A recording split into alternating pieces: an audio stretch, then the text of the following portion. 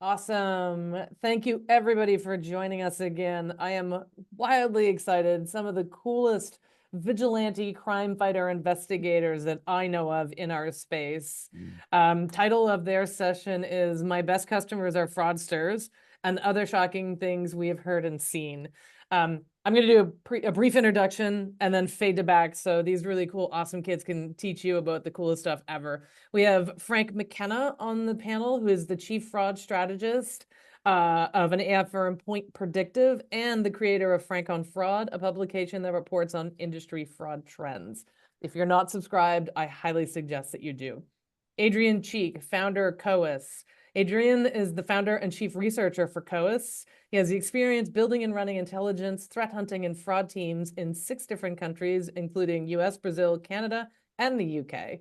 Aid, welcome, my friend. I'm so glad that our schedules could line up.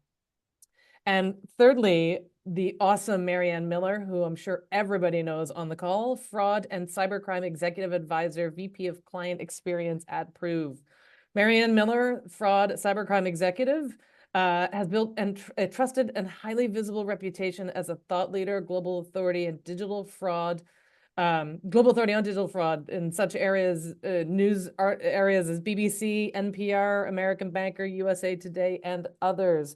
All fade to back. You guys are awesome. Thank you so much for sharing your time and your wisdom with us. Yeah, thank you, Melissa. Thanks, Melissa. Yeah, so I mean, it's great to be here, and the way that we thought we were going to do this for everyone is that there's a question and answer box. You can ask your questions as you go along. All 3 of us are quite happy to, and it might be good fun as well to answer some of the questions as we go. We've got some topics that we are probably going to cover, but if you want to hear about anything else, or you just want to hear Frank, Marianne, and myself just talking about some of the things we've seen and heard, then we're quite happy to do that. So I'm going to kick off with some really low-hanging fruit, and I'm going to talk about Meta or Facebook, depending on your generational age gap. So obviously, Meta is this huge social media platform. And just to give some context in terms of the scale of their revenue generating mechanism around their sponsored ads. In 2023, their reported income from advertising was 134 billion US. Now, you would think with 134 billion, with a $60 to $80 billion company, that fraud existing on the Meta platform would be easier to mitigate. And unfortunately, that's just not the case. And we see this across the board with the sponsored ads, from exploitations, investment scams, and pig butchering, romance scams across the front. They have their own AI-based mechanisms, which allegedly are able to identify these scams and pull out the data and remove the information until you start digging into the weeds. And this is where it starts to get really interesting. To give you some more statistics, everyone, in the last 12 months, COIS has reported over 1,500 scam-based sponsored ads to Meta. And the grand total that we've managed to achieve on getting them down, 0 in a 12-month period. None of those scam-based ads, and those scams will feature celebrities such as Elon Musk, Ryan Reynolds, Donald Trump, and they're all specific to countries as well. So you will see UK-based celebrities, Australian-based celebrities, Indian-based celebrities. 0 breaches of the community guidelines. You can go into the Meta search platform for their sponsored ads. If you know the name of the company or the person doing the advertising, you can search for their entire ad portfolio. To make matters worse, they can have hundreds of ads of different kinds running at any one time or running over a period of time. Meta will actually have removed some of those ads for some breach or some piece of internal mechanism has identified this, yet allows the sponsored ad payee to continue running the same ads just on a different day. This is the scale and the scope. The incentive to do something about this is just not there. You have to know the algorithms themselves to understand how you get that information and how you can identify these ads. But apparently Meta don't know their own algorithms, as well as researchers on the outside know their algorithms. So Frank, you look like you have a question. No, well, just it's kind of a shocking statistic. I hadn't heard that. I've seen evidence of this just on LinkedIn post, right? Gary Warner posts a lot about this. He has a experiment he's running, which I was thinking the results were going to be bad, but they might be good. But he had reported 20 some odd Facebook groups that were selling stolen social security numbers and driver's licenses. And in the course of the first week, reported all of them repeatedly, and Meta wouldn't take them down. But he found a kind of a workaround that he think might, and I'm looking forward to part 2, but it just kind of goes, will Meta, in your opinion, self-police themselves and get better at this? Or is it going to require fines or something else? I mean, what's going to fix this? Because it seems outrageous to me. It's going to require a significant incentive, in my opinion, for Meta to do something about this. And Gary and the team over at UAB have done a fantastic job there. Just to give everyone else a bit of context around the work that they have done, they were reporting groups involved in identity theft to Meta with little to no success in actually getting those groups removed. But playing with the algorithm, they worked out that if you report the individual posters within the groups themselves, Meta will eventually take action based upon the volume of reports made and remove the group. So, but again, this is kind of research that you wouldn't expect a victim of this kind of fraud to actually go away and do themselves. This is a team of researchers who are doing this. And from a Meta perspective, until significant fines are levied, until shareholders start being impacted by some kind of monetary sort of fines, that's the only best way to say it, Meta will continue to do the least they possibly can to enforce or police their own platform. They have recently said that they're going to bring back in AI to identify celebrity-based scams. 18 months, 2 years ago, they said that it was impossible to use AI to identify scams using celebrities. And since that announcement, interestingly, there was a significant uptick in scams being posted using celebrity identities.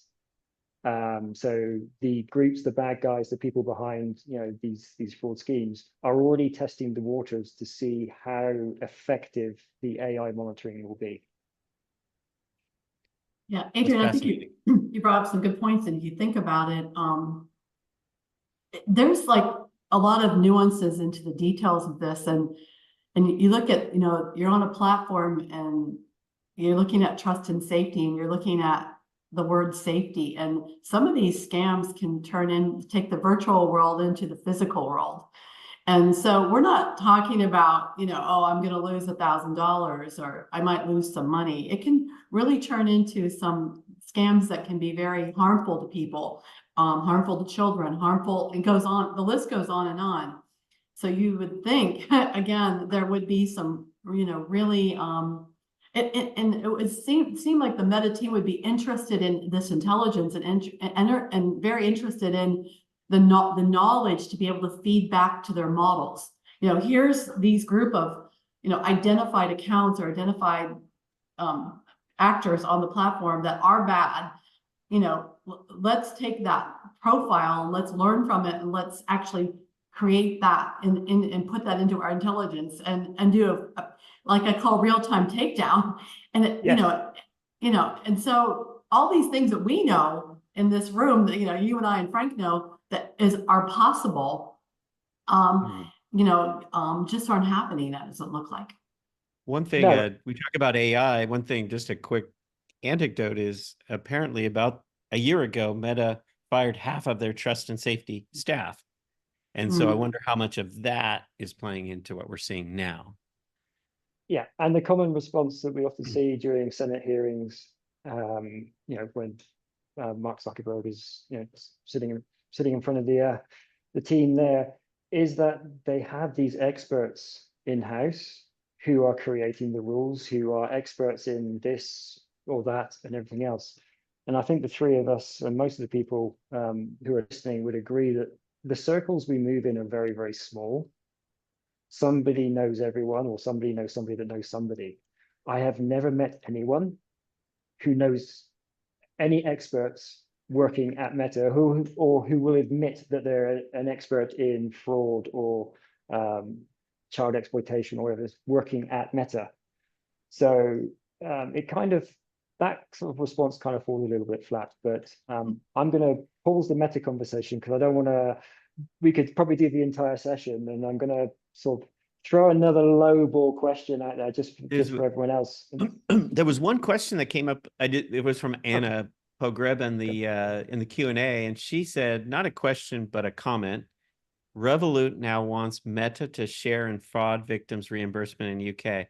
A great comment, right? Because I think what we're seeing in the UK is these banks are being held liable and they want to pull Meta in. I'm wondering if that is going to help because they're going to have some monetary penalties and they're going to be forced to look at this as not just a revenue maker, right? Which I think they're doing, to your point, Adrian, but now they're going to have to pay some of that money to the victims. And I think that's a good change. That's a really great change. It's a really great point. And Australia as well is kind of leading the charge in terms of making companies and platforms accountable for some of the actions that are occurring on their systems. So it's going to be a very interesting change to see if that actually starts happening. I thought I mentioned, go back to one point that you brought up, Adrian, about identity theft or identity exploits on the Meta platform. And if you think about it, if you think about trust and safety in general, I think identity is a big conversation here. So whether it's on Meta or whether it's a ride share or whether it's in the gaming world, there's a lot of anonymous accounts or a lot of duplicate. I mean, you can be anyone out there today.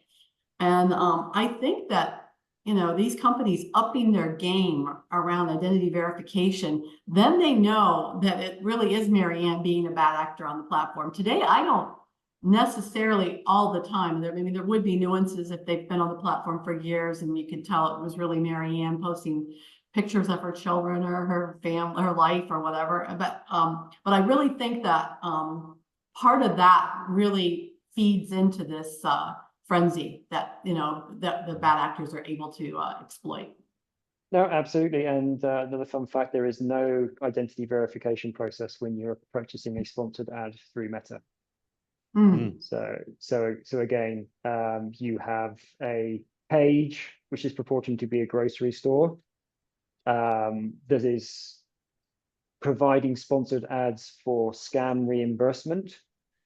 The admins for that particular page come from Vietnam, and the payee details is I don't know, Swiss cheese ball 7. So, I mean, none of those in a day-to-day banking or fraud business, if you were looking at a merchant side of things, would pass any sniff test from any system. Yet again, Meta do not have any identity verification processes in place. So we'll get off Meta, and I want to hear from both of you, and I'll chime in as well. What is the most shocking thing that you have ever heard working in this space? It can be a thing or a comment. Take it away. Well, Marianne and I have been in a lot of projects together, and we've heard a lot of shocking things. I think this just kind of goes to I'll say one, Marianne, then I'll let you. I'm sure you got a lot of them, but it kind of goes to this it's kind of outrageous, but I talk a lot about synthetic identity in the auto lending space to auto lenders, trying to warn them about the problem of synthetic identity. And on a couple of calls with key executives in the industry, they say, I've heard this now several times, synthetic identity fraudsters are my best customers. I hear that many times, right? And this just goes to the misconception, because there is an element of synthetic identities who are people that have created profiles because their credit was shot. They have every intention of paying, so they're sometimes motivated to pay. But this, I think, in a lot of businesses, Meta included, right? There's this perception that fraud doesn't hurt anybody. It's a victimless crime. Synthetic identities being called your best customers is part of the reason why we have here in the United States, synthetic identity is called the fastest growing financial crime, because there's a tolerance of it, and there's a tolerance of other types of fraud. Like Meta is tolerant of people scamming people, and they're tolerant of extortion. They're tolerant of the Yahoo boys, and that exists in the business world. And that's why fraud is proliferating, because we're not taking a hard line in the sand and saying fraud in any form is unacceptable. That would be the one that kind of gets at me the most, is when I hear comments like that. I know, Marion, you have some too, but. Yeah, and Frank, just playing into that, I was thinking about it. I think, the tone is set at the top. When it comes to these, accepting synthetic, risk appetite, but if you go back to one of the shocking things that could happen, you and I, Frank, throughout our career, and I'm sure you too, Adrian, sometimes, we get a pat on the back. Oh, that fraud fighter, they're excited about something that's going on in the business, but it's okay. It's okay. It's not that big. And, and I would get up in front of, executive meeting rooms and talk about the fact that, fraud can cause a catastrophic event. And sure enough, and we used to make a joke, it can take the bank down, but actually it did happen. So we had a CEO that became victim of I think it was romance scam and a crypto scam, who got really embroiled and borrowed money from the bank to pay for the scam because he got really deep into it. And this CEO took down the bank. This was a smaller bank. It was here in the U.S., but the bank was out of business after this scam took it down. And that, why it wasn't shocking, it was shocking. So if the tone is set at the top, and this CEO actually overrode the fraud controls to be able to get the transaction through on top of that. So, we really, I think it really is an important part of educating the most senior people at every organization, especially financial institutions or institutions where, money moves. Yeah, no, you're absolutely right. And we got a question from Kira Williams, which is, how can consumers protect themselves against synthetic identities if corporations are okay with this type of fraud? Yeah, that's such a good question. Here's the problem with synthetic identity is most people, and there are millions of us, that are probably victims of synthetic identity and have no idea. Because when you pull up your credit bureau, there's nothing, because they're just using one element from you, your social security number, you're not going to see any evidence of it. But you're going to get impacted, right? Because what happens is a lot of fraud systems have alerts in them that say multiple consumers are associated with this social security number. And if multiple people are using the social at the same time, yourself and maybe a synthetic fraudster, you're going to start flagging and getting caught up. And I know people that have had people use their social that can no longer get loans and bank accounts. So how do you protect yourself from this? And I've only been able to think of solutions like LifeLock don't work because they don't really stop somebody from using your social. It's your whole identity. The only thing I've been able to come up with is you have to almost pull your own credit report and see if there's other names associated. That's the only thing. But this is extremely hard to stop and identify and protect yourself against. There's actually no protections that somebody's going to use part of your data on an application and hurt your credit in a way that you don't realize. No, absolutely, and that's part of the problem. You have to, do the work yourselves, which again, for a lot of people, is just a complete alien concept. go to your credit report. And Kira's followed up with a, do you think credit freezes would help this? And Nope. no. It won't. You can freeze your credit all day long, but if somebody uses your social, it's going to link to a new credit file, and that new credit file is going to have your social on it, but the LifeLock and the freezes don't freeze that bureau.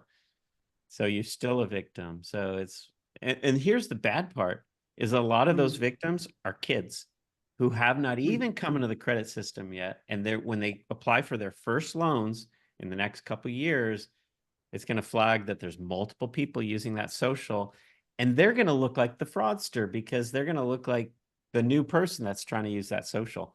And the person that's been using it for years is going to look like the genuine person. Yeah, absolutely. I think just going back to the original question, the one that had me scratching my head most recently was during the pandemic, and I was tasked to build a fraud program for a government entity for COVID payments, essentially. And during the scoping, you're trying to put the security controls in place. You're trying to put the identifiers. You're trying to put the algorithms in place to try and help prevent fraud.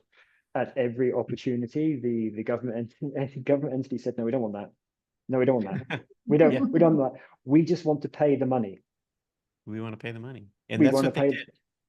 And that's exactly what they did. I managed to sneak a few things in, but it was very interesting to sit there in government-based meetings Yes. with being heavily pressured just to facilitate the To payment, get the money out. because they were not allowed to hold the money, and they had to spend all of the money, and they just needed to get it out of the system. Yeah, they didn't even check. So one of the biggest indicators of synthetic identity is the death master file from the Social Security Administration, a branch of the government that they could easily just do a check. During COVID, 250,000, I think this was the number I saw, 250,000 loans they identified just with simple checks like it's a dead person's Social Security number, or the Social Security number was issued before the person could have been born. 250,000 payouts, just like you said, Adrian, were made that could have been stopped with a simple check on the social. Yeah. And nobody wanted to do it. Exactly. It was just completely mind-blowing to us. So speaking of mind-blowing, perfect segue. It's like we planned this at all. Who wants to talk us through the Chase glitch and the significance that social media played with that? Yeah, I'm happy to talk about that. That's something I followed closely, and Marianne, if she had some experience as well. But I mean, it was a interesting problem that started by criminals, I believe. And these are criminals who were operating kind of on Telegram, who started to find an exploit at Chase. I think Chase at some point probably put something into their hold policies. And what it did, it create this loophole where somebody could deposit a very large check and have access to the money immediately. It's something that Chase probably never intended.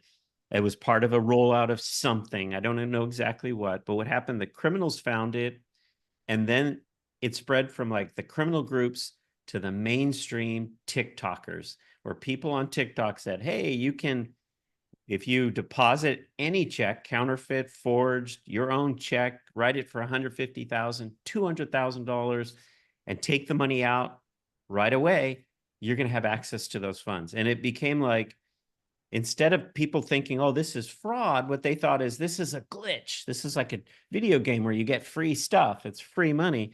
Didn't turn out to be that way at all. Chase shut it down after about 3 days. More recently, they went after these people criminally as well as through court cases. And this was interesting because they said, we're going to sue these people legally as well. So they sued 5 people this week. Most of these people are more on the hardened criminal side. If you look at the people that are doing it, these look like almost some of them gang members that engaged in this. And we're submitting checks for 150 to 200,000. So what they're going to do is they're going to go criminally as well as civilly, because they understand that this is a social media phenomena. You have to make examples of people that did it, send a message back so people don't get this mob mentality that they can go after banks for free money. one of the interesting things about the Chase glitch, it didn't stop there. Fidelity, 2 weeks later, after Chase shut it down, they had the exact same thing. So it didn't stop at Chase. So I think we're going to see this is the blueprint now to go after these first-party fraudsters and to get people to understand that everything you see on social media isn't necessarily real, that you're going to have to use your critical thinking. Yeah, Frank, and I think it also plays, oh, sorry, Adrian, it also plays into the fact that, you know, if you don't test your releases, if you don't test your fraud controls, if you don't think about red teaming on how, you know, essentially this glitch was some kind of error. So, but it turned the ATM machines into better than a slot machine in Vegas. I mean, you could put a check in and the money, you were a guaranteed winner. You know, there you go. You know, you got the money. And I, you know, while it was unfortunate, it's also avoidable if, you know, if you have the right kind of testing in place, right kind of controls in place, right type of networking, right type of fraud management in place. If you listen to your fraud managers, because we have the experience to understand, where the tolerance around limits should be, and and how things should operate to manage the fraud. And so, unfortunately, this was a reputational risk too. Exactly. Yeah, and you touched upon that. I think it's probably the most important part there is that the glitch itself, we call it a glitch, may have been installed for the best of intentions. Let's say a reporting mechanism or a delay mechanism somewhere for something. But of course, that's not how it gets exploited and gets utilized. And you said yourself, often when something new is being deployed or pushed out the door, the security teams, the fraud teams are the last people who get to input, if at all, into what could possibly be happening, because we can see often what's coming down the pipeline in terms of techniques, in terms of potential threats to either infrastructure or in terms of just the processes itself. But that's not. But sometimes just loses its momentum or its efficiency when there is a revenue generator or an efficiency generator that needs to be pushed out, which takes a higher priority. So some companies will hire fraud people that won't object. They hire fraud people that are not going to give them the bad news, and they want somebody. And if they do give them bad news, and Marion, I'm sure we've all seen this. If you're a fraud manager that raises objections, you may not work there for very long. Because they want somebody that's just going to rubber stamp things. We saw this in the mortgage industry in the US. I mean, you see this all the time, and it's unfortunate, but it's a reality. Yeah, so, save those emails where you told the management team, no, I don't think this is a good idea. And here's the controls that you need in place. And then when it does happen, you can pull it back out and say, well, this is what I advised, and this is what happened. And I mean, I think fraud management teams need to be very, very strong in the room when they, after an incident like this, and say, I didn't advise this. This is not my, and somewhere along the line, the business made a decision not to take the professional advice. So it's, and 9 times out of 10, there is a trail of discussion, and if there's a fraud manager that is really, taking their job seriously. Yeah, exactly. So again, I mean, in your opinions, what makes someone a great fraud fighter? So, what's a great fraud fighter? An independent thinker that has 2 things typically. They understand fraud, so you got to have some experience, but experience isn't it. It's the ability to communicate and influence, which is probably the bigger piece, right? Because a lot of fraud fighters, we know what needs to happen, but we have to be able to influence people in the organization and communicate it in a simple way that they understand. Maybe you can tell a good story about how it's impacting, but you have to influence other people, because you can't be an island as a fraud manager or a fraud fighter. You have to be an influencer as well. So you can't be afraid to go against the status quo. Great fraud people do all the time. They do it all day long, and they can effectively communicate, and they know how to use stats. I mean, Adrian, you rattled off a bunch of stats. That's super effective when you're talking to an executive, that you're not just throwing anecdotes, but you're throwing stats, because that's the way they think. So I think, And Frank, I like your thoughts there. I used to put together what was called my Fighting Fraud Pack. And it's interesting because with executives, if you go one-on-one with them, you know, with your Fighting Fraud Pack, and you talk through some of the concerns, there's a healthier dialogue without a lot of people in the room. And then so what I would do is kind of a divide and conquer approach. I would go visit like the top 6 or 7 executives that I thought I had to influence, but have a one-on-one with them, you know, and go there with the facts. You know, like you said, the pack, you know, you've got you've got the measurements, you've got the outcomes, you've got the customer impact, you have all these things, and you have your strategy, you know, really well laid out. You know, here's what I recommend, you know, not just come with the problems, but come with the recommendations as well. And I found that, you know, sometimes that's effective. No, absolutely.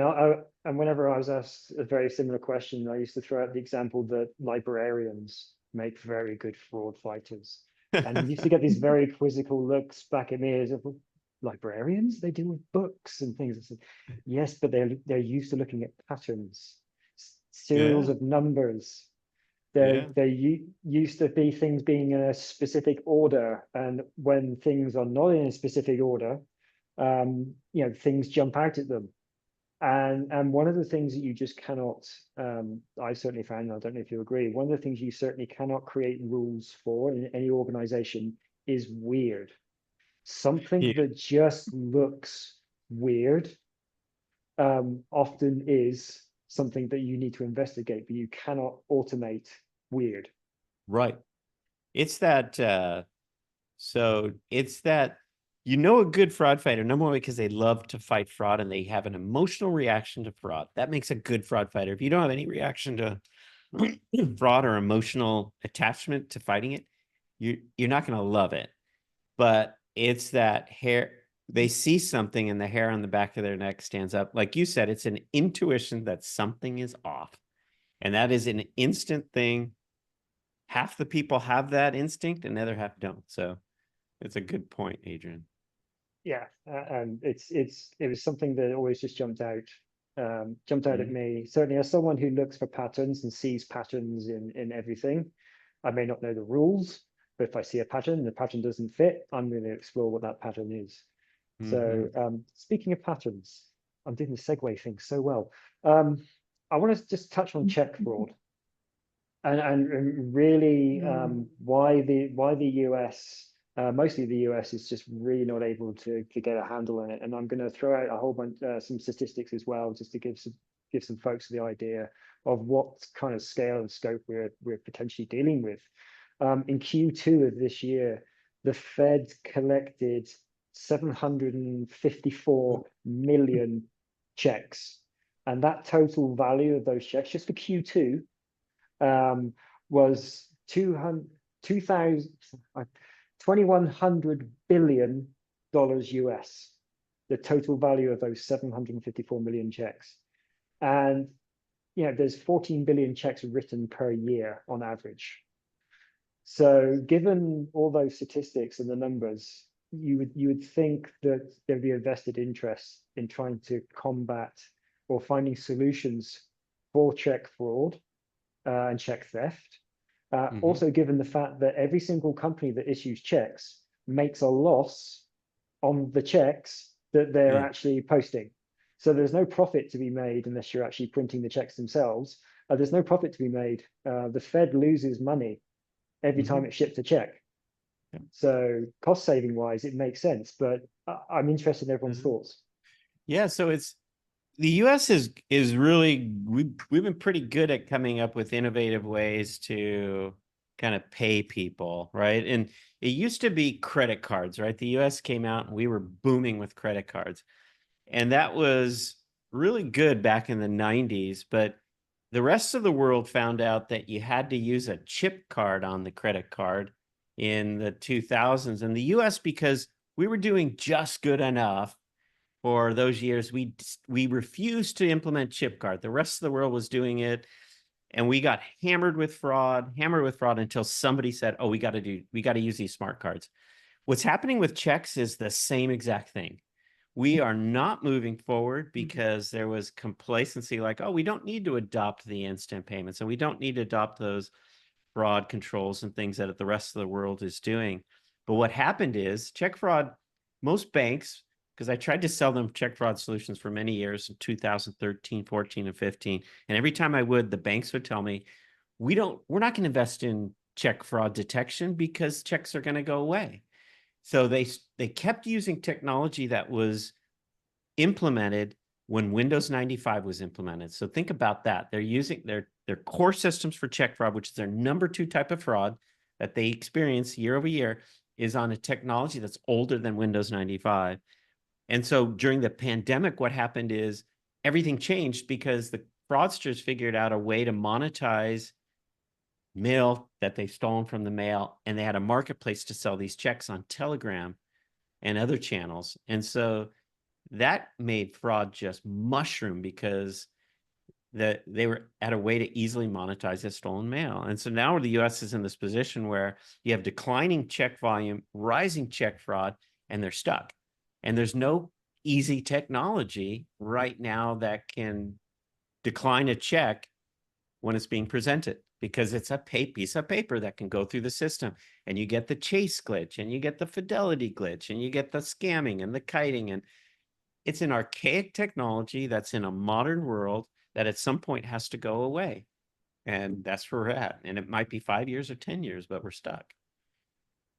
Yeah, and you'd also think from a consumer perspective. And I think sorry, I was just going to say, as a consumer, as you someone, know, as a yeah, recipient of those checks, yeah, I'm getting charged $4, $6, $8 per check that I want to cash for cash. So I'm losing money that's owed to me from that payment mechanism by the sheer fact that I then have to cash this check. Whereas if that payment had gone directly into my bank account in some form or some fashion, that $100 that I was being paid, I get $100, less ATM fees if we go down that line. But sorry, Marianne. Yeah, and part of this is how do you reduce the demand and the need for checks? And I've been in just some recent interactions because of a personal situation where I've needed to pay certain organizations, certain businesses money, and they'll say, put a check in the mail. I go, no, I won't do that. Well, that's the way we accept the payment. So there's got to be an evolution of small business and large businesses that where if you need, eliminate the need for that check to go in the mail, and and provide an opportunity for that consumer to send an electronic payment easily and flawlessly and simply, instead of whether it's a P2P payment, whether it's an ACH payment, whether it's a wire, an easy wire, some way that again, some platforms I know may I think probably at the heart of this is to enable small businesses to modernize. Yeah, this is our chip card implementation in the US, where we had to replace all the terminals at every single retailer. Nobody wanted to do it. It cost billions of dollars. We need to do the same for checks. We need to give that option, that new form of payment, and then we can get rid of checks and solve the problem. Yeah, couldn't agree more. And it again blows our minds that checks are still as popular as they were 30 years ago when fraud was slightly different. So we're going to shift on, and Frank, you mentioned earlier about executives and so on. So what are some of the executives' most common myths about fraud? Adopting new fraud tools or new processes around fraud. What are some of the stories you've heard? Yeah. There's a lot. There's a lot of them. I've run into every single one of them. But I got one of the myths is the fraud department declines everything. Every company I go to, the executives are, oh, we got a terrible fraud department. They decline everything. They're creating so much customer impact. That's a common myth that I've heard. And another common myth that I see at high levels of executives is they hear things from, they go out to dinner with somebody who's a friend, and they said, I got declined, like, let's say it's Chase. They say, I got declined on my Chase credit card. And the executive goes back to the fraud department and says, we got to stop declining customers. And they try to turn off the fraud strategy because they perceive, because someone told them that there is a fraud problem. That's the myths I see, is that the fraud department is doing onerous things on their customer base. I don't know, Marion, what have you heard? Yeah, well, mine is like the silver bullet. Yeah. So, okay, as a fraud manager, you've finally got something approved. You finally got an implementation of some kind of tool. And then you're able to reduce some fraud, but not all fraud. And then, so that executive comes back to you and go, why do we still have fraud? I thought I gave you this money to implement this great tool, but why is there still some fraud? Well, that's a myth that the executives like. There's no silver bullet. It requires multiple approaches. You're dealing with multiple channels and interactions. You're dealing with tons of different products and processes. So, there is no silver bullet. There's, definitely tools that'll have the highest effectiveness, but, there's no, you really have to really build that business case around reduction of fraud, not elimination. Yeah, no, exactly. And that, is a really popular one, is that you buy a fraud tool and everything's expected to go away. Not understand that you need to constantly update that tool, that platform, that solution, because fraud changes on an almost daily basis in terms of the methodology. And that's certainly something that's been very, very difficult to get across. And I think my favorite story that I had actually comes from the intelligence angle, but a fraud related story that, we'd identified some fraud occurring via intelligence channels, via social media platform. And it was taken to the executives of this particular company. And for about 2 weeks, they were very, very insistent that we could just download the entire content of that social media platform. And very, very patiently, I had to explain how this social media platform worked. But again, there was a lot of pushback. Just download it, just download it, just download it. And in the end, I just asked the very simple questions. I respect your point of view. Where are you getting your information from related to the capabilities to download the entire content of a social media platform? And the executive turned around and said, it's coming from my 16-year-old daughter, who's very, very knowledgeable about how this social media platform works. Okay, that's good. Yeah, I had a frank, closed door conversation with that executive afterwards, and it explained how social media actually works. But it was both entertaining and, again, mind blowing. I personally think you're being closed-minded. The brilliance of a 16-year-old cannot be. I mean, just come on. No, absolutely. I would have hired them there and then. You should have. This session has been outstanding. We're coming up on time. There's been great engagement from the audience. I can't thank each of you enough. One thing I wanted to reach back though and comment on was Aid, Frank, and Marianne, you each touched on this notion, and I think it's paramount for us to hold true to this thought. You can't scale weird. You know it when you see it, but appreciating the humans that do the job, that recognize the weird, is the reason we built this day. Those are the humans that everyone's like, technology can solve this, like, not without the humans who can determine what the technology should do. And that's why we celebrate the weird, because we all have it.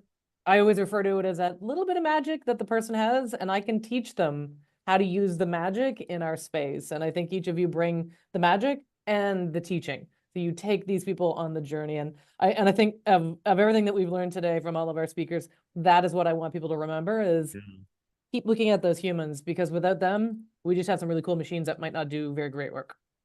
No. In fact, they'll fail, especially with AI, right? AI works. Every fraud thing that's been learned by AI came from a human, a fraud analyst who reviewed something and said, that's fraud. Yep. It would never be able to detect it if somebody hadn't done that. And going forward, it's never going to work without the human component. It's going to be Exactly. man and machine together, not machine. Correct. I disagree. Agreed. Yeah.